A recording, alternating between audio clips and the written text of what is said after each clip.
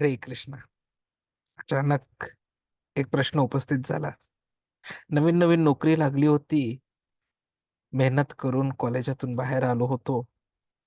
चांगले मार्क मिळालेले आणि मी सर्वात हुशार अशी म्हणून कॉलेजमध्ये ख्याती. आणि त्याच्या बेसिसवर नोकरी लागली. पुढचं आयुष्य असं एकदम स्वच्छ दिसत होतं. नोकरी मिळाली, नोकरी मिळाली की छोकरी मिळणार, छोकरी मिळाली की मग पोरं होणार आणि आई वडिलांच्या सर्व इच्छा पूर्ण करणार. मग ते सगळं कशावर होतं? तर जे शिक्षण कॉलेजात प्राप्त केलंय त्याच्या बेसिसवर. आणि तिथेच नेमका आयुष्यातला सगळ्यात मोठा अर्थ किंवा अनर्थ म्हणूया तो समजला. की कॉलेजमध्ये जे शिकलो किंवा शिकले आणि जे कार्यालयात काम करावं लागतं त्याचा ताळमेळ कुठेच बसेना. थिअरी चांगली पण प्रॅक्टिकली काहीतरी वेगळंच असतं. आणि भारत म्हटला तर भारतात तर जुगाड असतो. आणि त्यामुळे चांगली नोकरी, पण ती चांगल्या नोकरीमध्ये इतर कर्मचाऱ्यांच्या सोबत जेव्हा स्पर्धा निर्माण होते तेव्हा पहिल्याच लक्षात येतं की अरे, हे तर काहीतरी वेगळंच आहे. इथे तर एवढे वर्षानुवर्ष लोक आहेत, नोकरी करतायत पण छोकरी नाही. आणि ज्यांना छोकरी मिळाली ते सुद्धा परेशान, भांडणं. आणि ज्यांच्या घरात भांडणं नाही त्यांच्याही घरात समस्या. अरे, मुलगा झाला किंवा मुलगी झाली तर शाळेत ऍडमिशन नाही. समस्या ह्या चालूच राहतात. आणि मग प्रश्न पडला की मी हे जे काही कॉलेजात शिकलो किंवा आता जे करतोय ते योग्य आहे का? किती मोठी समस्या, सो बिग अ प्रॉब्लेम. सगळं अवघड होऊन बसलंय. पण तेवढ्यात एक वेगळा मार्ग लक्षात येतो. खरं पाहायला गेलं तर ही समस्या असू शकत नाही. ठीक आहे, मला आज येत नाही पण उद्या येणार नाही याची कोणी गॅरंटी दिली?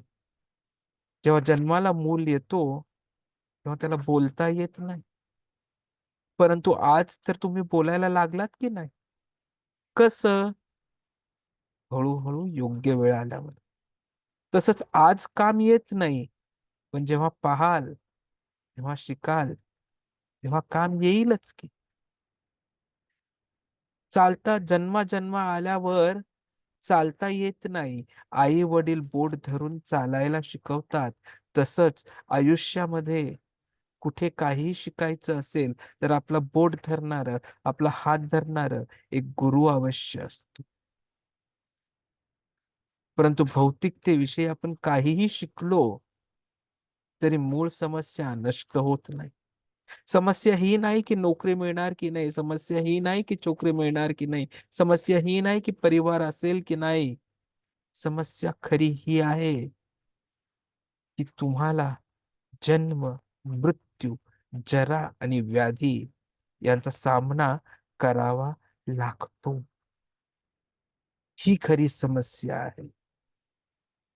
आणि त्यामुळे आपण कितीही प्रयत्न भौतिक स्तरावर केले, आनंद मिळवण्यासाठी, इंद्रिय तृप्ती प्राप्त करण्यासाठी, तरी ते कधी मिळूच शकणार नाही. कारण की आपण राहतोच दुःखालयात. भागवतम मध्ये 7व्या स्कंदातल्या 6व्या अध्यायातील 4था श्लोक एकदम यथार्थ बसतो पहा.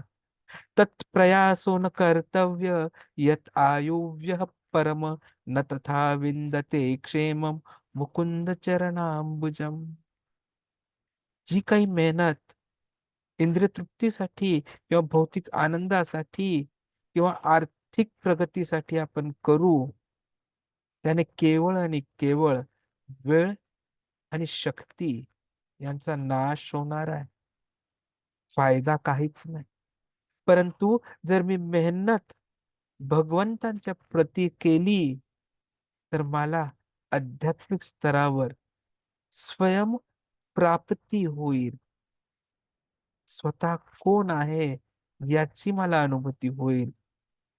त्यामुळे केवळ आणि केवळ आर्थिक गोष्टींच्या मागे पळून काही प्राप्त करून काहीच मिळणार नाही.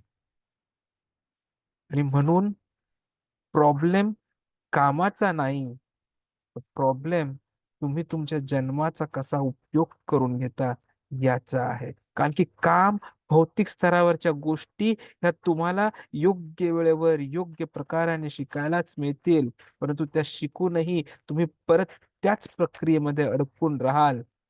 पण सोबत जर तुम्ही अध्यात्माची साथ घेतली, भगवंतांना शरण गेलात, तर भगवंत तुम्हाला जो परमानंद आहे, त्या परमानंदाला प्राप्त करण्यासाठी नित्यानंदांकडे तुम्हाला घेऊन जाईल. आणि तुमच्यावर जर नित्यानंदाची कृपा झाली, तर चैतन्य महाप्रभू तुम्हाला भक्ती देण्यापासून, सर्व प्रकारच्या कष्टातून दूर दूर घेऊन जाण्यापासून कधीच थांबू शकणार नाही.